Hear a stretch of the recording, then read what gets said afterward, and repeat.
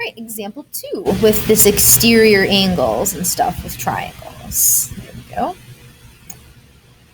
Okay, so here we've got a lot of information going on. They tell us that the triangle PQR is isosceles, so that's immediately something I'm resonating with, knowing that isosceles means two congruent sides and two congruent angles, with P as the vertex angle.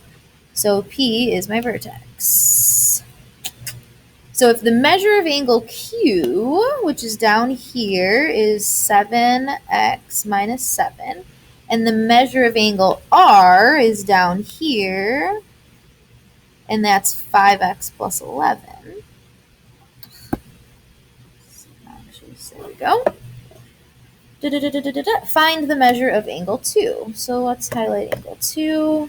Find measure of angle 2. That's what we're looking for. It's that space there.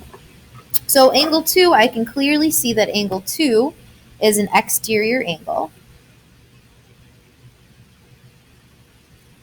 And whenever I find the measure of angle 2, I know that it's going to be equal to the sum of the two angles that are opposite of it. So angle 2 is going to be equal to the measure of angle Q plus the measure of angle R, those two opposite angles.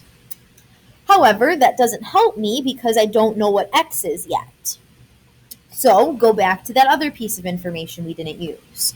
We know that this is isosceles, which means two sides are congruent and two angles. Those two angles that are congruent are not the vertex angle. That's why they have to tell us that P is the vertex angle, because that's not the congruent one. So that means the measure of angle Q is congruent or equal to the measure of angle R. And that's because I have expressions for both of those. That's where I'm going to get my equation from. So 7x minus 7 is equal to 5x plus 11. And now we solve.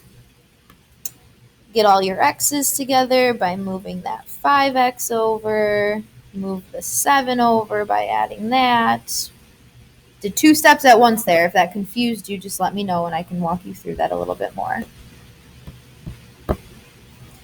5 minus 7, or sorry, 2 equals 18.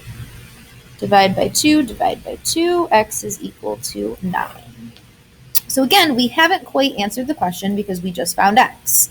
But x being equal to 9 is going to help us to find that exterior angle because it's equal to whatever angle Q plus angle R is. So we're going to keep going with that. Let's keep going back. So the measure of angle 2 is equal to Q, which is 7x minus 7, plus 5x plus 11. I now know what x is, so I can go ahead and fill that in to solve our problem.